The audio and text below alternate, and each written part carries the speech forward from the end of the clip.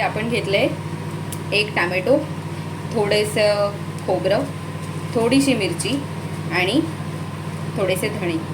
आम्ही हे जवळपास एक 3-4 पापलेटच्या स्लाईसच्या करीसाठी आम्ही एवढं घेतलं आहे. तर जास्त काही करी बनवायची नाही म्हणून थोडंसंच मी घेतलं आहे. बट जर तुम्हाला अजून fish curry, Malvani fish curry कशी बनवायची आहे तर रेसिपी ऑलरेडी आमच्या चॅनलवरती अवेलेबल आहे, तर तुम्ही कधीही जाऊन बघू शकता. हे सगळं बॉईल झालं आहे, रेडी आहे. आणि आता मी हे पटकन मिक्सरला वाटून घेते, मग आपण पापलेटची फिश करी टाकूया.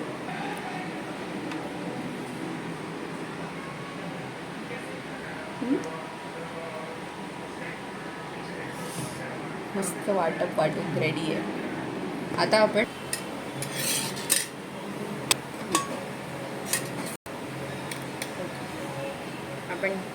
तेल ॲड करूया पॉपलेट करीसाठी.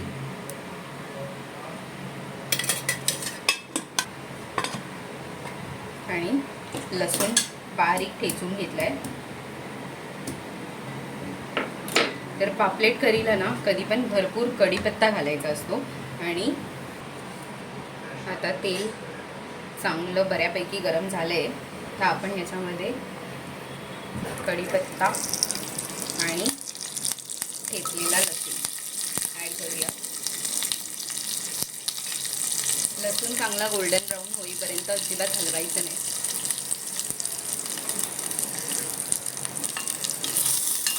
सगळ्या साईडने तो चांगला गोल्डन ब्राऊन झाला पाहिजे.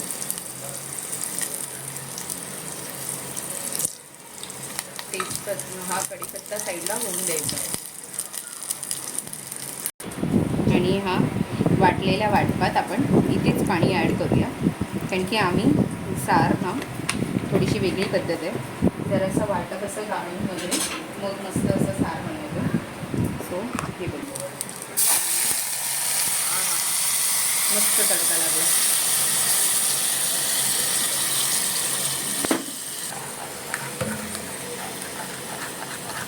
आणि असं हे गाळून आपण करी रेडी करा. याने काय होतं, खोबरं जे आहे ते सेपरेटच राहतं.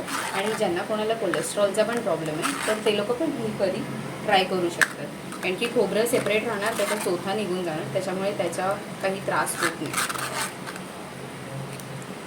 थोड्याशा तेलात मस्त अशी टेस्टी पॉपलेट करी तुम्ही ट्राय करू शकता.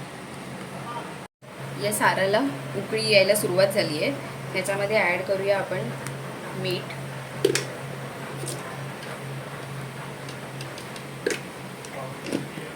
आणि गॅस बारीक करूया.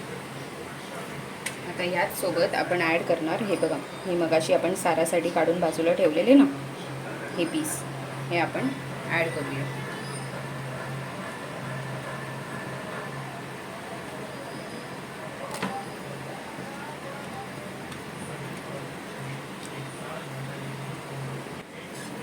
बारीक गॅसवरती शिजून देऊया. तर मी मीठ आणि कोकम ॲड करून ह्याला शिजायला ठेवलेलं आहे. तर आता ही पॉपलेट करी आपली रेडी झाली आहे आणि आपण सर्व करतो.